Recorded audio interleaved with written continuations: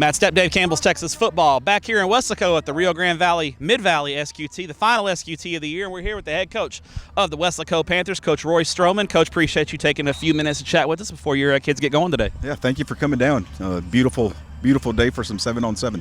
It's not too hot. I mean, hopefully the rain holds off and the humidity holds off. We get this cloud cover, it won't be too bad, right? Of course. I mean, the kids are anxious. I know it's the last one before the state qualifier, and everybody's excited. I know there's going to be a lot of competition because they're vying for 3 spots. So I'm expecting a lot of good competition today. You know, you guys have been down to the state tournament a couple times, and you guys are traditionally in the mix down here as one of the top teams in 6A.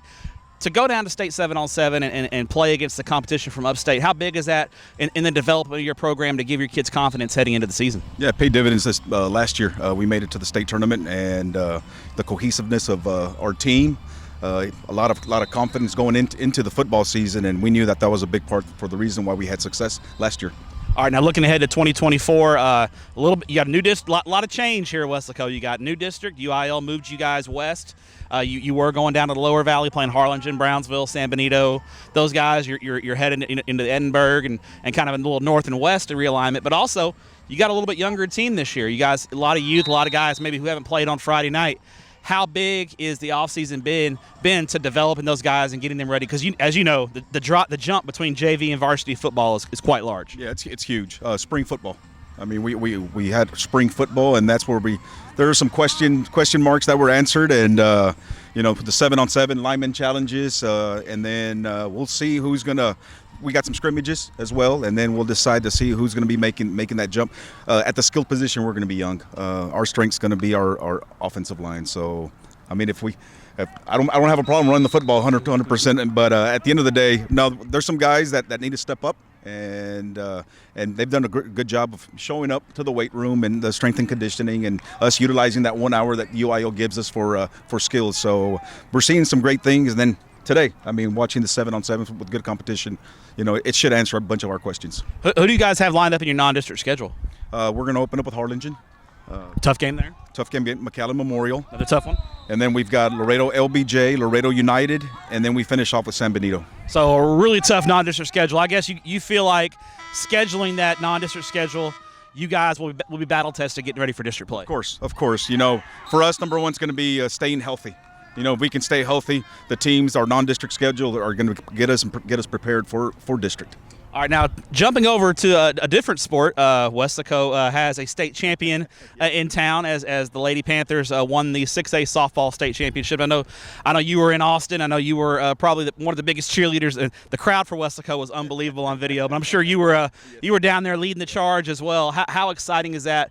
I mean, anytime you win a state championship, it's a huge deal. I think winning a state championship down here means a little bit more. Mm-hmm. How big has this been for the community of Weslaco and for Weslaco High School? Well, there was three South Texas teams at the state championship. You had Cal Allen, and then you had Harlingen South, and then you had Weslaco going into the state championship. We came out 2 out of 3. But this community, the girls, let me just talk about the girls first, our softball team. You talk about the most humble group of girls.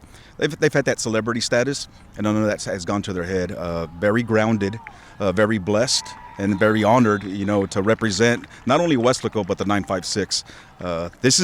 They've knocked down that door. They've knocked down that door for not only Weslaco programs but for all the programs here in South Texas, especially the Rio Grande Valley. That says, it gives everybody, hope, mm-hmm. And that's, to me, that's been the biggest deal. Since the success that they've had, and with that, you think that they would be big-headed and stuff like that. No way, not these girls. These girls just humbled, and it's great. It was great to see them the way that they won it.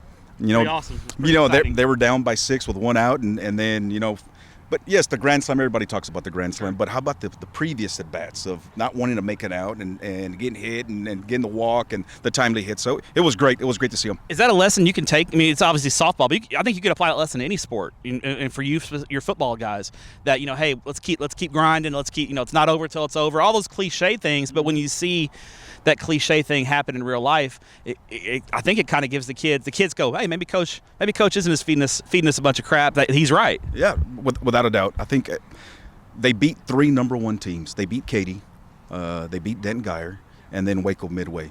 And you're talking about, they played against Division I athletes, and all respect to all those schools. Tremendous team. But at the end of the day, I mean, these kids can't use that excuse anymore. Well, I'm going to go and face they have all these D1 kids and D1 athletes. Hey, look what our girls just did.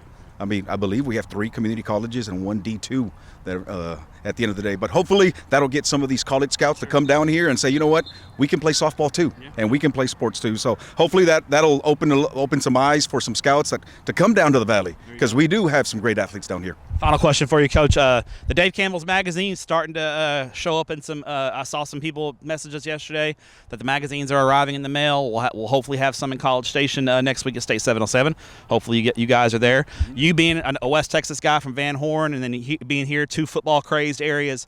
When the magazine comes out and you get your hands on the magazine, how big of a deal is that? Does that still get you excited? Even you've been around. I won't date you, but you've been around a little while. Yeah. But does that still get you excited? How fired up does the Valley get when the magazine comes out and those predictions kind of start to come out and people are talking about the district races and all the great things that come along with the high school football season? We have a competition with the coaches. We want to see who's going to get it first. Okay. So we're out there looking for it, and yes, it's great exposure for all our teams, and to see where we're going to stand and what people are saying about our team and so forth, and we use that as well.